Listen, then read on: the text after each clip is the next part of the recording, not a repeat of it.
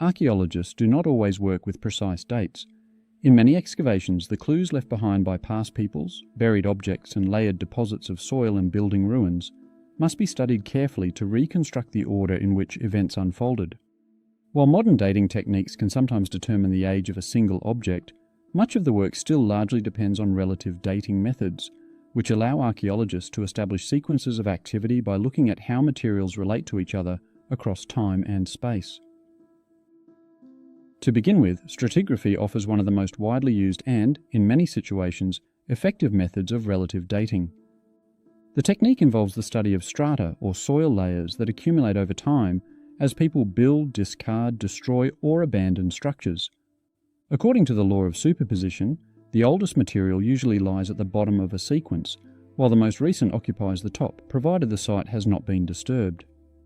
That principle, originally developed by Danish scientist Nicolaus Steno in 1669, in his scientific work De solido intra solidum naturaliter contento, allowed archaeologists to work out how far back in time a site went, long before scientific dating became possible.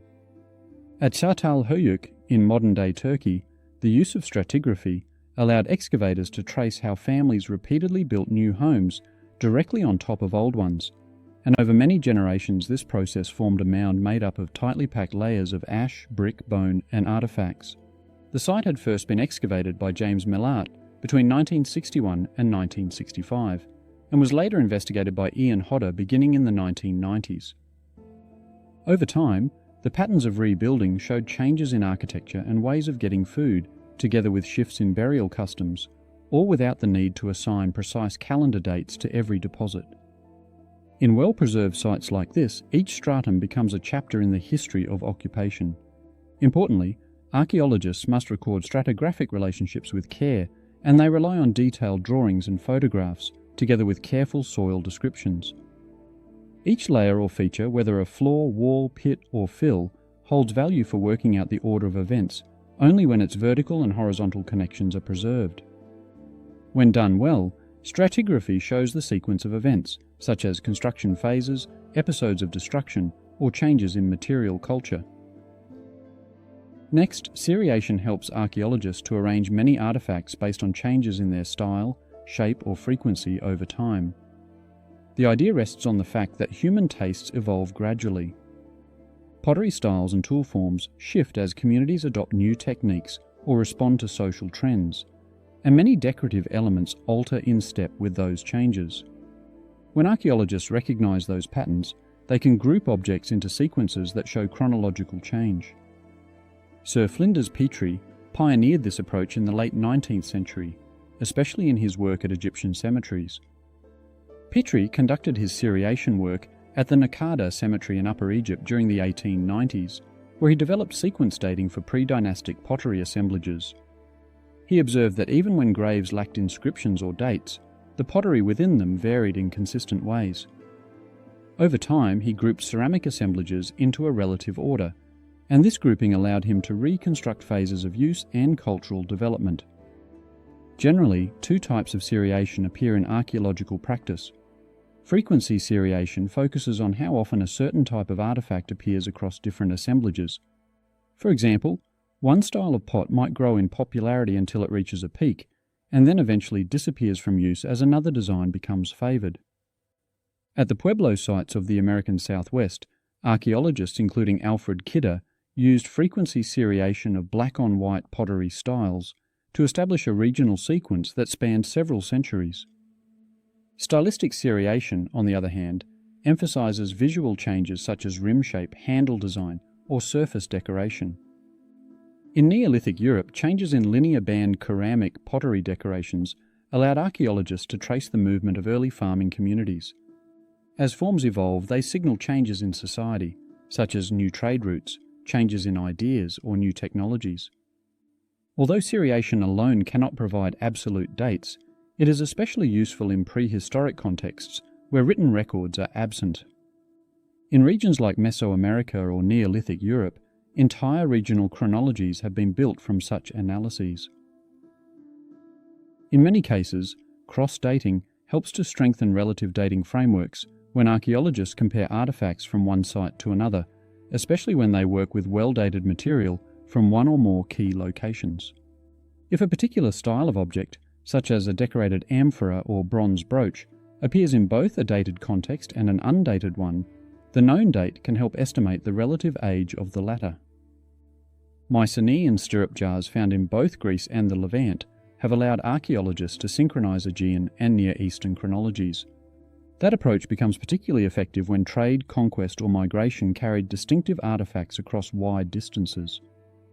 Typology supports cross-dating because it groups objects into classes or types based on consistent traits such as size, form, or decoration. For instance, archaeologists studying Bronze Age axe heads can trace how flat forms gave way to flanged and socketed varieties over time. In Iron Age Europe, typologies of fibulae or brooches allowed archaeologists to distinguish chronological phases in burial sites. When archaeologists assign each item to a place within that progression, they can work out its relative age even without an associated date.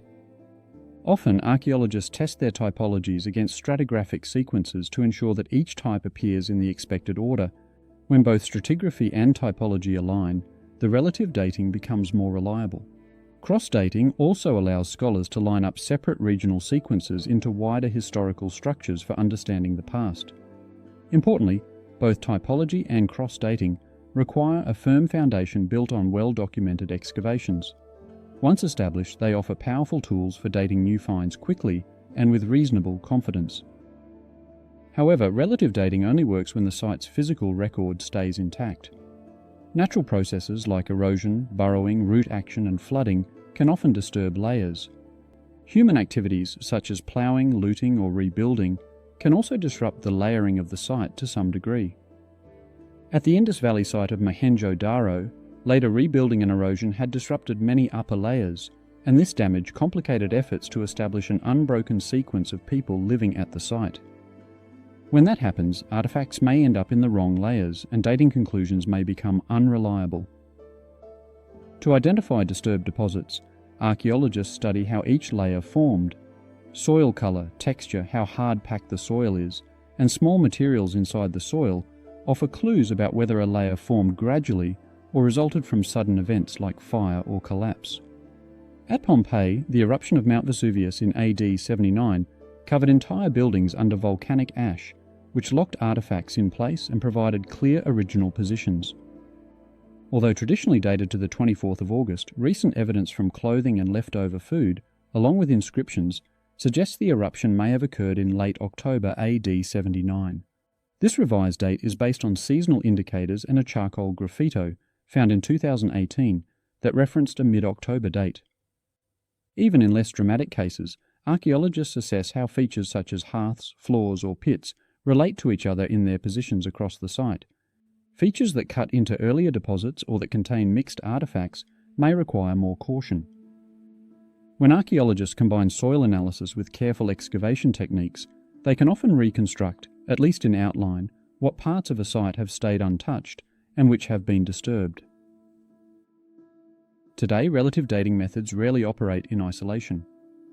Radiocarbon analysis, dendrochronology, thermoluminescence, and other absolute techniques allow archaeologists to assign specific calendar dates to organic or inorganic materials. When those results are available, they anchor the relative sequences established through stratigraphy and seriation, along with typology. At Tel Brak in Syria, for example, archaeologists have obtained radiocarbon dates from hearths and carbonized grain.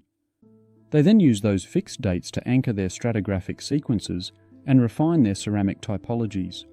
As a result, the site's occupation phases could be dated with greater accuracy, even when many layers lacked organic material suitable for testing. Tel Brak had people living there from the 6th millennium BC to the early Islamic period, with major growth as a town during the 3rd millennium BC. Relative dating continues to prove valuable in field surveys, especially where artifacts are found on the surface and laboratory testing is not possible. And in those cases, typologies and stylistic seriation allow researchers to estimate site use periods and decide where to focus further investigation. On large-scale projects, relative methods provide a practical way to build simple timelines for many sites without spending large amounts of money, particularly when supported by occasional absolute dates.